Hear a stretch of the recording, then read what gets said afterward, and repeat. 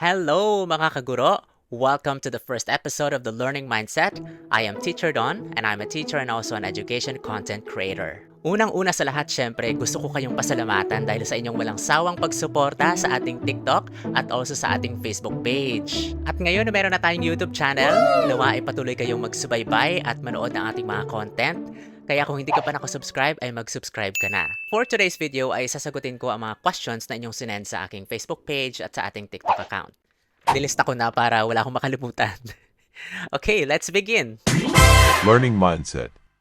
Question number 1. What inspired you to become a teacher content creator? Grabe naman yun, pamalakas ang tanong agad. Okay, what inspired me is siguro boredom. Hindi, joke lang. Ang totoong sagot talaga is kayo. Kayo talaga ang inspirasyon sa lahat ng ito. Dahil I remember nung nagsisimula pa lang ako ay hindi ko naman talaga akalain na mag-viral yung post ko sa TikTok. And I think that's because of you. It's because you engage in it. Kaya siya nag-viral. And because of your appreciation, kaya tayo umabot sa ganito. Nagsimula tayo sa TikTok, tapos nagkaroon tayo ng Facebook page, at ngayon meron na tayong YouTube channel. Di ba ang saya, ang galing, ang ganda-ganda ng journey natin together. At maraming salamat dahil sinamahan niyo ako talaga sa journey na ito. Dahil sa inyong walang sawang pagsuporta, kaya ako nagtutuloy-tuloy din sa paggawa ng mga contents. Kaya kayo talaga ang inspiration. You inspire me to become a teacher content creator. Uy, bakit parang naiiyak? Hindi, masaya lang ako. Thank you so much for your support. Okay, question number 2 na tayo. Baka mag-iyakan tayo dito. How did your journey into teaching begin? Siguro nag-start siya nung bata ako. Kasi kapag naglalaro kami noon, ako lagi yung teacher. Tapos nakakatawa kasi yung gamit namin na panulat noon, wala kaming mga papel at saka lapis. Ang gamit namin na papel noon is yung dahon ng saging. Tapos yung walis tingting, yan yung gamit namin na pencil. Tapos ako yung nagtuturo magsulat, nagtuturo magbasa. Siguro doon nag-start yung consciousness ko about sa ginagawa ng isang teacher. Tapos I remember nung grade 4 ako, late yung teacher namin na pumasok. So, ang ginawa ko is, bilang class officer, ay dinistribute ko yung mga English book. Yung, di ba, mayroon tayong books dati na reading, tapos language. So, reading books, yun yung dinistribute ko. Tapos, pinabasa ko sa classmates ko yung poem na topic namin during that time. So, pagdating ng teacher ko, ay tuwang-tuwa siya sa akin. Kinommend niya ako, nag-affirm siya. It's because kahit wala siya, meron kaming ginagawa ng mga classmates ko. So, I guess because of that affirmation, I think mas na-strengthen yung desire na maging teacher. Pero when I grew up, hindi ko na gusto maging teacher. Iba na yung gusto ko. Gusto ko talaga maging graphic designer. Gusto kong pasukin yung creative industry. Pero dahil wala naman kaming pera, ay wala, nag-stop ako ng schooling. Tapos eventually, yung parish priest namin na si Father Jade ay nagsabi siya kung gusto ko daw mag-aral. Kaso nga lang, ang kukunin ko ay education. So, without any second thought, talagang nag-yes ako. That's the start of my teaching journey when I got into college taking Bachelor of Secondary Education. Tapos eventually, nabuhay yung desire ko magturo. Doon ko minahal yung pagtuturo. I remember third year college ako when I really fell in love with teaching. Hanggang sa nag-practicum ako, nakagraduate ako, at hanggang ngayon na pang 10 years ko nang nagtuturo. Next question. Share a memorable or challenging moment from your teaching career. Ay, maganda to. Ito, very unforgettable to. Kasi when I graduated college, my alma mater, inabsorb ako kaagad. So, pinagturo ako sa college. So, I was teaching college while pursuing my master's degree. Sa college, maraming estudyante na hindi madalas pumasok. Yung mga madalas absent, simula prelims hanggang finals. I had those students. Merong mga students na lumapit sa akin, finals na, begging na kung pwedeng they would make up for the things that they've missed, yung mga academic requirements na naging delinquent sila. So, ako naman, ang dilemma ko is, ipapasa ko ba to or ibabagsak ko to? Kasi graduating nakakaawa naman. So, ang ending, pinasa ko. Pero, I think today, hindi naman ako nagsisi na pinasa ko yung mga students na yun. Kasi they're now really doing great in their careers. Yung iba nasa abroad na actually. It was challenging because it was a make or break situation. Pero hindi ako nagsisi na pinasa ko sila because ang bongga na today. How do you balance teaching and content creation? Nababalance ko ba? Parang di naman. Hindi, joke lang. I think I'm able to balance being a teacher full-time and also a content creator by setting boundaries. For example, kapag after ng work ko as a teacher, tapos na talaga ang trabaho ko nun, I don't bring home work. Wow. And then, pag uwi ko ng bahay, doon ako gumagawa ng contents. And also, my weekends are not supposed to be dedicated for my work as a teacher, but my work as a content creator. What's your favorite moment in the classroom? Ay, maganda to. My favorite moment is my affirmation routine. Yan, lagi-lagi kong ginagawa to every day. Sa affirmation routine, I just ask my students to think of an affirmation that they would like to affirm their classmates for. At kapag meron na silang naisip, I would ask them to stand up. Once everybody is already standing up, maglalagay lang ako ng timer tool for 30 seconds. And then the instruction is, for 30 seconds, go around and go to as many classmates and then affirm as many people. For 30 seconds yun. Once the timer runs out, they have to go back to their seat. And that's one of my favorite moments in the classroom because habang umiikot yung mga estudyante at ina-affirm nila ang bawat isa, nakangiti sila, yung iba mga nag-high five, nag-hug, yung mga iba sumasayaw pa. Kaya ang sarap-sarap pakinggan, ang sarap-sarap panoorin ng mga estudyante. Share a heartwarming or funny student interaction. One time, nagkaklase ako sa second floor. My students were actually taking an assessment. Exam namin. Tapos, bigla kong naramdaman na nag-shake yung ground. So, lumilindol. And sinabi ko sa klase, is there an earthquake? Sabi ko gano'n. Tapos sila parang, parang wala naman. So, sabi ko, there's an earthquake. Duck cover and hold. So, nag-duck cover and hold sila. Tapos sabi ko, grab your helmets. So, nakasuot ng mga helmets sila. Tapos, pinakairamdaman namin ulit. Sabi ko, meron talaga. Kaya sinabi ko, let's go outside. Pero walang nagbe-bell kasi dapat may bell eh. Yun ang signal namin kapag lumilindol. We have to do duck cover and hold. Tapos we have to wait for the bell. So yung bell na yun, yung signal namin na pwede na kami lumabas ng classroom. So naghihintay kami ng bell, walang nagbe-bell. Sabi ko, ano ba to? False alarm. Tapos, lumabas ako ng classroom. Pagtingin ko sa labas ng classroom, yung ibang mga classrooms, nagkaklase.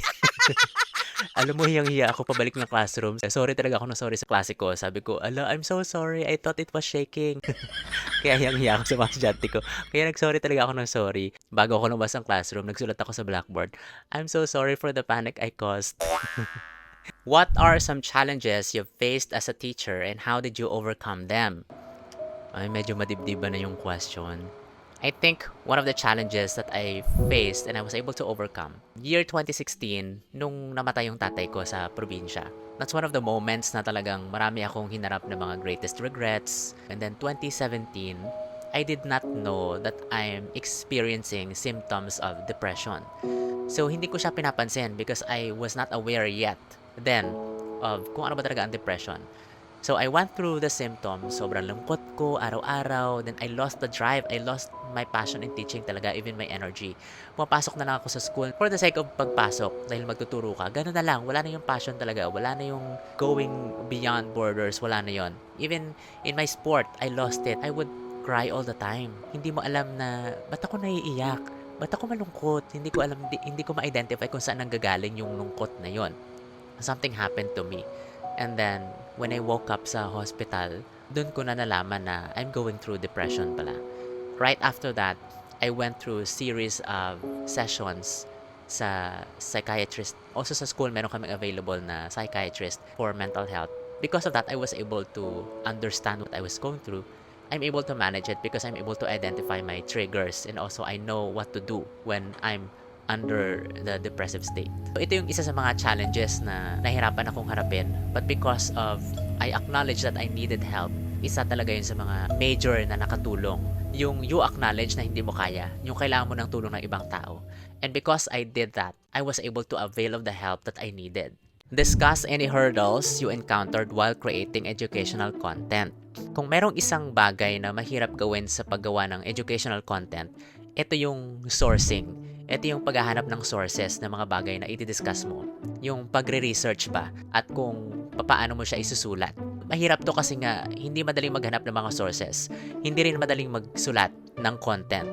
Yun yung mahirap sa pagiging content creator. It takes time talaga. You research, and then you write the script, and then you shoot the content, and then you edit the content. And then hindi lang nagtatapos doon kasi pag in-upload mo siya, mag-iisip ka pa rin ng appropriate na caption and then your hashtags. Kaya siya mahirap. Share a teaching tip or strategy that works well for you. Paano ba?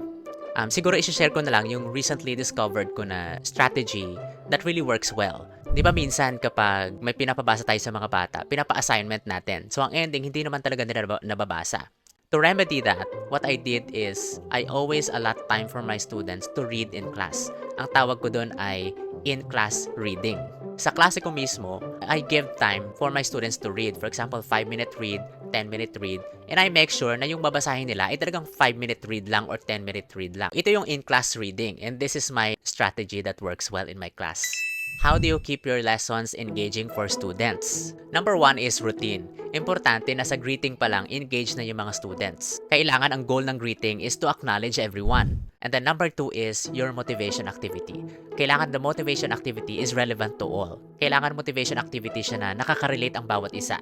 Is something that sparks questioning, investigation, or something that appeals to the emotion of the students. Number 3 is gumagamit ako ng Kagan structures. So ito yung mga think, pair, share, round robin discussion, paraphrasing passport. Siguro in one of the videos pwede natin yung pasadahan how to go through with the Kagan structures. How do you plan your content? Any specific topics or themes you focus on?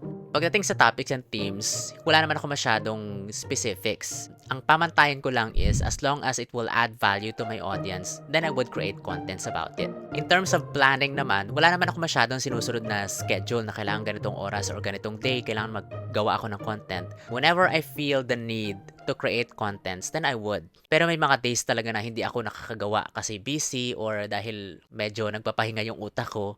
Share your creative process when developing educational content. Number 1 is research talaga para mas credible yung mga contents na ina-upload ko. Then secondly is after ng research, I would write a script. And then after writing the script, I would film it. After filming, i-edit ko siya. Then after editing, uploading na. Discuss any favorite educational apps or tools. I think number 1 is yung Google applications. Sa school kasi meron kaming official talaga na communication platform. We are not allowed to communicate through Messenger or even text messaging. Kailangan talaga gamitin namin yung official messaging platform namin, and that is only Gmail, Google Chats, and Schoology. Yun lang. Doon lang kami nakikipag-communicate sa students namin. Sa parents naman, meron din kaming other platform na ginagamit. Yun ang kagandahan na merong dedicated applications for communication para hindi siya nakahalo sa personal nating communicating platforms. Next question. Share any self-care practices you find helpful. Self-care is super important. At pagdating sa self-care, meron akong 4 na category. Ako lang to, this is my personal preference. Number 1 is physical and physiological, mental, emotional, social, emotional, and the 4th is spiritual. Ito yung mga aspeto ng buhay ko na kailangan binibigyan ko ng importansya. For example, pag nafe-feel ko na medyo nag-gain na ako ng weight, magda-diet na ako tapos gym na ako ng kaunti. Last 2 questions. What are your future goals as a teacher and content creator? Future goal, syempre, maging full-time na content creator. I think yun yung nakikita ko for now. Possible na magiging full-time content creator ko pagdating ng araw. Pagdating naman sa mga contents ay hindi na lang basta educational. Last question. Any upcoming projects or topics you're excited to explore in your vlogs? Definitely, maraming topics na I would love to cover sa mga videos ko. I'm actually looking forward to hindi na lang about educational videos. Pwede rin naman siyang entertainment or anything. I'm open to any possibilities of exploring topics in my videos. And as I explore and navigate the path of becoming a content creator, sana ay kasama ko kayo. At sana ay sabay-sabay tayong maglakbay at mag-grow. At sana patuloy kayong sumubaybay sa journey natin na ito.